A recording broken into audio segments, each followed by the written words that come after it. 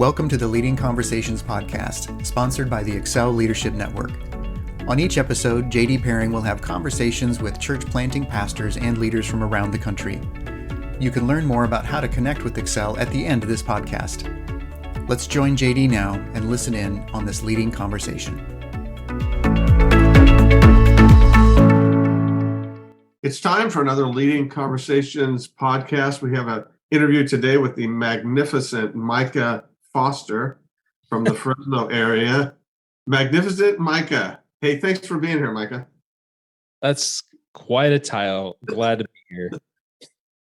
Were you named after the biblical character? Was that how it was? Yeah, I was. And even people in ministry sometimes forget that exists. And so I'm glad that you don't. I have a grandson named Micah.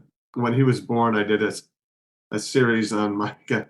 But so were you raised in a Christian home? Tell us about your story of coming to faith. Absolutely. So raised in a Christian home, a part of a tradition that we since left, but the very conservative tradition, but I had a really great family, brother, sister who were older than me, and I was a surprise. So yeah, I was raised in a Christian home. My dad baptized me in 8th grade, so yeah, yep, totally. Were your siblings, did they get the biblical names too? No. Well, my sister's name is Sharon, which is a combination of my dad and mom's name, which is Cheryl and Dawn. Okay, so she wasn't Mary Elizabeth or anything like that. So no. Micah, was that a popular name when you were growing up? By the way, no. I knew maybe 2 or 3 that I met until I was in probably late high school, and then I started kind of hearing some more of that. But it sounds like you came to Christ at an early age. Yes. And then everything went smooth after that. Is that right? Everything was perfect, rosy, and really I have nothing to tell you that would surprise you. No, I think what's interesting is that, we as ministry leaders, like we really want that moment of conversion, want that clarity of there's the step over the line. And sometimes it's not as clear as that, especially when you grow up around and in church. Sure. So you have sort of this gradual understanding and this gradual submission. And that was more of my story. And was there some sort of call to ministry? Because I know you went into ministry. So how did that happen? Yeah, good. I should tell you this. In elementary school, I had a really hard time. I wasn't a good student, had a hard time focusing. I was a boy with a lot of energy. I was in the principal's office once or twice a week. I was sent home with referrals, those sorts of things. And it got to the point where I didn't know how not to be in that situation. There was just sometimes things would happen, and because of my record, it would just kind of fall on me and I would be the one in trouble. So because of your permanent record, it's on your permanent record. Criminal school record. And that really got to me at a young age. And I remember being I would fake being sick to avoid going to school because I knew I was going to be in trouble. I would just try to get out of going to school. So I wasn't learning things, and I was trying to avoid going. Home was great. School was awful.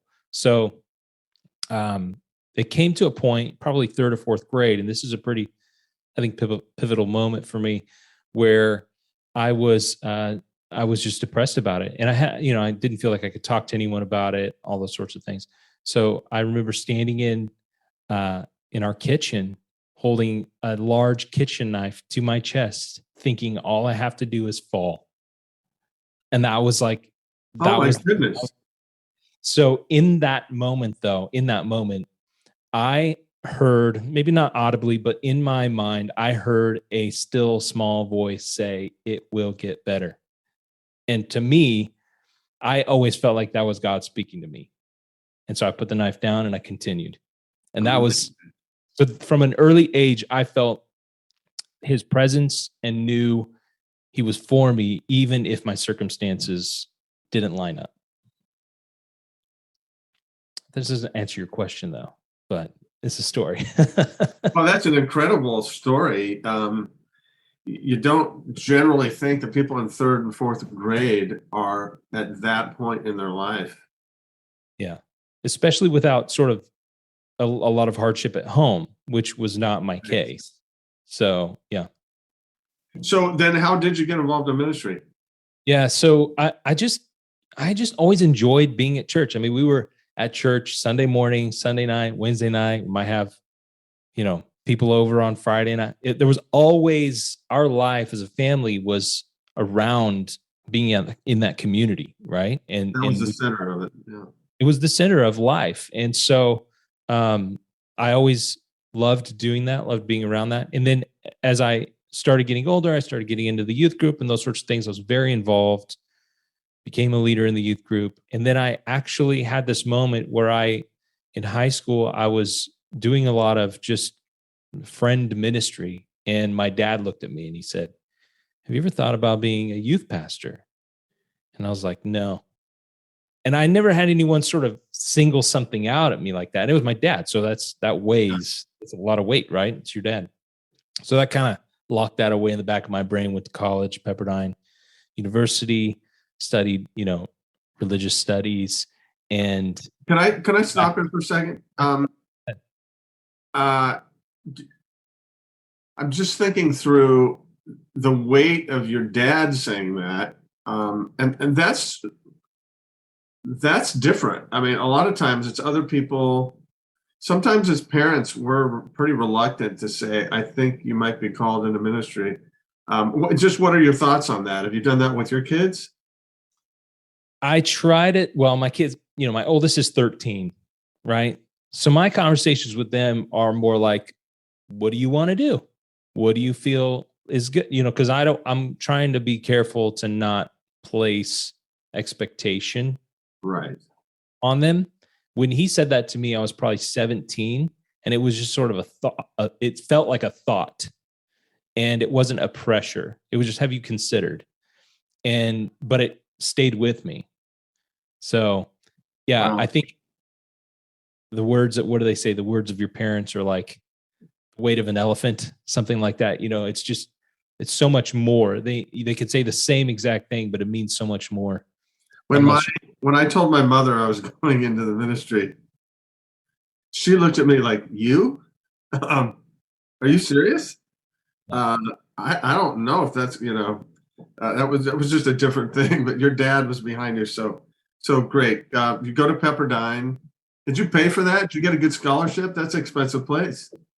So Pepperdine's affiliated with the tradition I grew up in, so I did get some scholarships for that. And then my third year, so I did a 5-year stint. When you go to Malibu for school, you try to stay as long as possible. So I added a minor so I could stay another year. My now wife, we were dating. She was 2 years younger than me. She was there. So a lot of things there. But I did get a pretty good scholarship for being affiliated with that. Got some, grants and things, and then also had loans. And then in my third year, I got accepted into a musical group that the university has. It's part of their church relations department. It's called One by One, and they travel around and perform at churches to strengthen the connections. And so I did get a full ride for 3 years with that. Wow. So are you a singer? I have been. Yeah. I want to see you sing and dance sometime. Like, I've got videos. They're not on YouTube because it's pre-YouTube, but I do have some videos somewhere. You can help us all by putting those up there. So, so what happened after Pepperdine? So after my freshman year, I came home for the summer and I interned at the church that I grew up at for that summer in the youth ministry, and had a great time. Got to experience a lot of things, and then went back to school. I actually thought I was going to, be some sort of a Christian pop star. So, I wasn't. There's still time. I'm telling you. Still time. The big dream, very quickly, the big dream for my wife when she was young was to be like a background dancer for like, Britney Spears or Janet Jackson or somebody.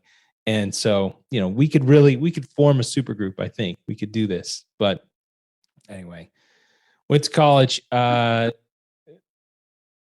Here's another interesting big touch point for me, where God sort of reached out and uniquely marked my life. It was my second senior year at Pepperdine. If you've ever been to the campus, there's this beautiful chapel, and behind the chapel is just the ocean, right? And it's a south-facing view of the ocean. So I went out there at night sometimes just to pray and be alone. And my now wife was in a final, and I was praying because the next step I felt in life was to be engaged to her. That's what I wanted to do, but I was a little scared about it.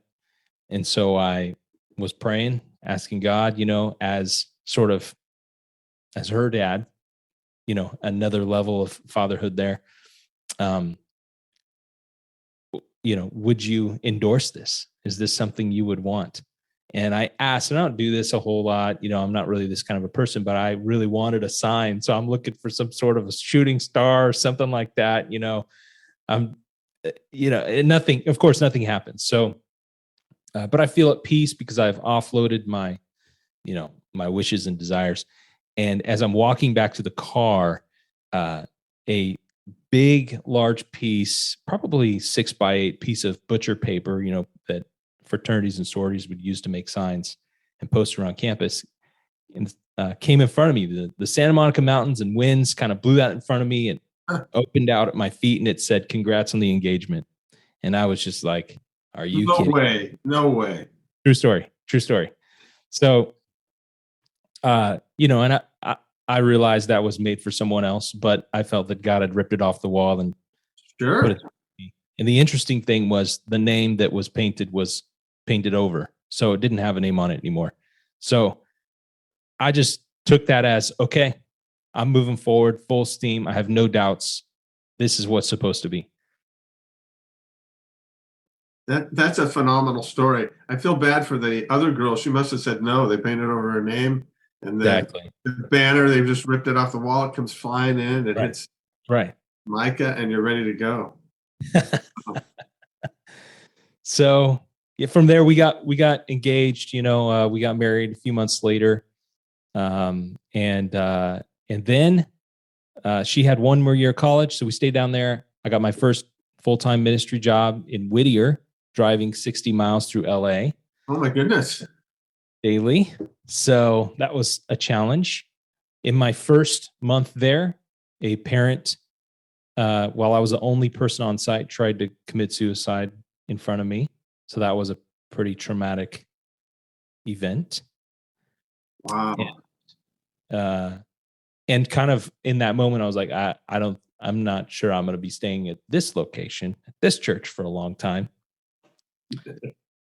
So I had the opportunity to move back home, came back to Fresno, started working for a church in Fresno, which was outside the tradition I grew up in, which I felt a lot of freedom from because there was a lot of restrictions I felt on me. I couldn't really try things and break things. But now I had permission to sort of break things, and went from a student ministry of 20 kids to 120 kids in a couple of years, and just saw God do some amazing things. So that really, really made me want to keep pursuing what I was doing. And then the church planting bug kind of hit you. Yes. So as you know, not every church employment story is a good one. So that same place where I had great success, I also had a really horrible ending where I was fired, and that's a whole nother story. I can relate a little bit, But so I found myself in this position where my wife, who was also working at the church, was working there just so we could have some money while I was trying to figure out what is the next step. So you got fired and she didn't. That's right. That's right. Those staff meetings must have been fun for her. I got fired on her birthday, right before we went to celebrate her birthday together as a staff. So yeah, there's not really a whole lot of soft skills or awareness there of what you're doing. That's just it's just so sad that people get involved in leadership. They work their way up, or maybe worm their way up into leadership with just some absolute cluelessness of what's going on. Yeah. The interesting thing about that situation is that I later learned that the leader that fired me had been through an assessment with you guys and had been flagged and not moved forward. And so that was eye-opening as well. So I think the process works too. But I found myself in a position where I was just asked, like, what do I do now? And I had met this guy in Santa Rosa and really resonated with him a few months prior to that. So I called him. His name's Andy. I said, Andy. Andy von Stanley is what we call him. Right. Andy, this is what happened. I'm available. I'd love to come up there. And he was like, I don't have money to bring you up here. And I was like, okay. And then I prayed for favor every day. And I called him almost every day for like 3 weeks. And he eventually said, stop calling me. I'll invite you up here, but all I can offer you is housing allowance and medical. And my wife was pregnant and we had just lost our insurance through the other. So I said, we're coming. Here we come. So we moved without much, not knowing much. I didn't have a job description. I didn't know what I was going to be doing. I didn't even know, like, I showed up to their office on day one and I walked in and there was a secretary and a couple of people. And I said, hey, I'm Micah. I'm here reporting for duty. And she goes, who? What? And nobody knew I was coming. It was awesome. It was amazing. And so I just worked from an iPhone, from a chair in the corner, started observing, and he started giving me responsibilities and slowly increased my opportunity and things over time. And what that season was a rebuilding because I felt so broken from the previous situation. And that was a huge deal for us, a huge season of healing. So then we go from doing that for a few years with Andy. We meet you guys. And I remember it so clearly. We were in an event we called Night of Worship. We had some baptisms going on. Some lady's telling her story on a video about how she first came to the church and, how she was this, that, and the other. And then God changed her life. And in the moment where she was baptized, I remember feeling just heartbreak for the community that I grew up in and the people I know back home that needed to experience the reconciliation, love, forgiveness, acceptance of Jesus. And so that's what really turned the tables, because I thought we were going to church plant, but I thought it was going to be in the Bay Area. And then it was like, God said, no, go home. Go home. And so I talked to my wife about it. She said, let's do it. I talked to our best friends about it who had followed us up there. And they said, let's do it. And so we started down that journey. Wow. And you were an effective church planter, but now you're doing something different. You're doing a business. What's that about? That's right. So so a part of that church planting story is that my wife started working as a remote executive assistant for somebody in St. Louis, and we were in Fresno. And so for a long time, she kind of grew that position, and he eventually, sort of bought all her time. And so she's working full time with him, and she's been doing that for 11 years now. And so at some point in that process, we're doing the church planting thing. That's happening. That's going. And then she's getting these inquiries as well. Like, can you help me a little bit? I need some administrative help. I need some assistant help. I need this project. And she would say, no, I don't have any time. And eventually I looked at her and said, we got to figure this out, because leaders don't know where to go when they leave this conversation, because you just say no. She said, you figure it out. So I said, okay. So in the evenings, I worked on this little side project. And in 2018, we been an LLC. We called it Dream Support, providing executive assistance to busy leaders at a fractional time or a fractional rate. And, the inquiries kept coming in. So we just had a couple of clients. We were sort of helping on the side. I would identify talent and help them, and my wife would help train them. And then we would manage those relationships. Over time, what I didn't know was the disruption of COVID. What I didn't know was the things that were coming ahead. What I didn't know was there was another church in our town who was doing something very similar to us that had just started that we would grow very akin to. And all those things aligning, as well as this side business growing, created a really unique situation where it became apparent at the kind of tail end of all the COVID restrictions that it would be better for us to join this other church and bring all our assets and people as much as would come and work together, and for me to transition into doing the business full time. So that's kind of how that happened. So God built a bridge without me knowing that that's what he was doing. Worked out beautifully.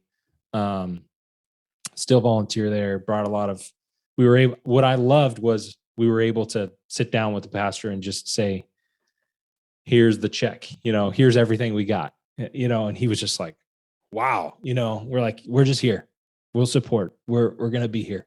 I see your church planting story as just a real success story, Micah, of growing that up, seeing that God was leading you, doing this, merger thing, coming together, kingdom minded, real positive, and you're still there, still supportive. I see that as a real positive thing.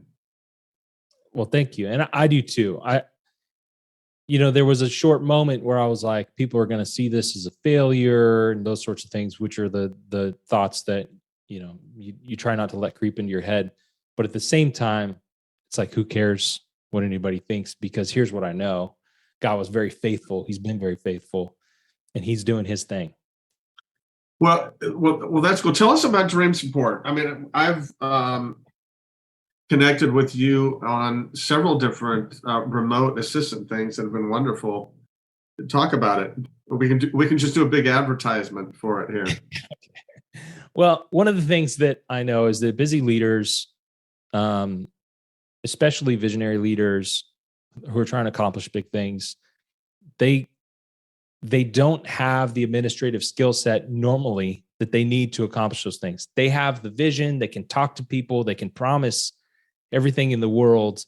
But then a lot of times the details start falling through the cracks. They start double booking themselves. They start missing meetings. They start, not really doing the follow-up work from what they need to be doing. An example would be on a Sunday, a pastor may have a lot of side conversations with people, unless he's got a little notebook that he's constantly writing those conversations. And what did I say I would do? And I said we'd go to coffee sometime or whatever. And a lot of leaders are really good at this. They'll say, do me a favor. I won't remember this. Send me a text or an email so that we can get this on the calendar, because I'm not going to remember. But sometimes it's helpful to have somebody else in the mix who's going to help make those things happen. So particularly when I'm talking about pastors, we serve pastors, nonprofit leaders, business leaders. They need a lot of scheduling help. They need email triage. They need just details. A lot of them are using Planning Center. They need cleanup in there. They need upkeep in there. They need to be meeting with certain, donors or board members at a certain cadence or pace. They need preparation of materials for those meetings. They need someone to be rescheduling things as those challenges come up. And so there's just a lot of administrative things. And believe it or not, there are people that love it. Leaders often don't, but there are people who love that stuff. Yep. And I think that church planters, pastors, if they would empower others to do things like that on their behalf, they could be in the moment and more relational and not have to worry about all the details that follow or the details that precede that meeting. So that's part of what we're up to. In terms of business leaders, they need a lot of the same stuff. We're looking and we work with proactive people who are relationally minded and organized. And so it's just a huge need. People need support for their business or their dream or whatever they're trying to accomplish. And that's where we come in. We're trying to do that at a fractional way. I was talking to a friend of mine, entrepreneur, yesterday. He wants to hire an assistant, and I talked to him about you. He was looking for somebody more local who can follow him around. But if we're looking for that, how do we contact you? How do we contact you if I'm sitting out here and I'm like the administrative-minded person who wants to do that but wants to do it remotely? Or if I'm just somebody who's like, I need some help, how do we connect with Dream Support? Yeah, so simply the website is dreamsupport.club. And my email is Micah, MICAH, @dreamsupport.club. If you're an assistant looking for work or would like to do that, once I get your contact, I'm going to be forwarding that on to one of my assistants who knows the process, right? So she's going to ask you questions, and we have testing and all this sort of stuff. If you're someone who's looking for an assistant, you can contact me the same way, and that'll be a much different conversation where I'll try to discover if we're a good fit. Are we what you need? And my goal is not that everyone who needs administrative help uses us, but it's that they get the help they need. So if I don't feel we're a good fit, I'm going to try to send you to someone that I think is a good fit. Great. So now we've done the commercial, and yeah, you owe me, so we can do this. Hey, let's end with this. Give us a leadership tip. You've been doing all sorts of stuff. What's a leadership tip you would have for us? I think I said this at the Excel network meeting that I went to a few months ago in Phoenix, but I think it's a really good idea for anyone who's listening to not tie up their identity in what they're doing today. So whether you're a ministry leader, a pastor, a business leader, a parent, a kid, it doesn't matter. Don't tie up your identity into the role that you currently have, because your identity is much bigger. And if you know whose you are, which you are a son or daughter of the Most High God. You are in the royal family of God. If you know whose you are, then you'll be able to face whatever challenges come your way, or whatever difficulties or changes come your way. So focus on who you are in Him, not in your title or position, because those things change. That's wonderful. Hey, thanks for telling us your story. Love the whole butcher paper thing. I mean, that's just so is that what you wait when you're looking at next steps, or you say, God, I need a literal sign? That's tell you. I don't think it's ever worked since. But I do know this: following God in His plan is like walking through a fog. You only have the next step. You have plans, but you can't see clearly what the next step is until you take it. It's like that Indiana Jones is big right now. They came out with a new one. You remember that step of faith over the canyon thing? It's that. That's what it is. Well, thank you for taking those steps. Thanks for being an encouragement to us. Keep up the good work. And we'll be doing more and more business with Dream Support in the future. And we appreciate what you're doing in ministry. Thanks for being here. Oh, pleasure. Thank you.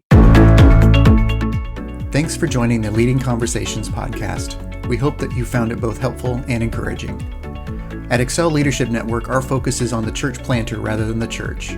If you'd like to find out more about us, visit our webpage at excelnetwork.org. Don't forget to subscribe to this podcast so you don't miss any future episodes.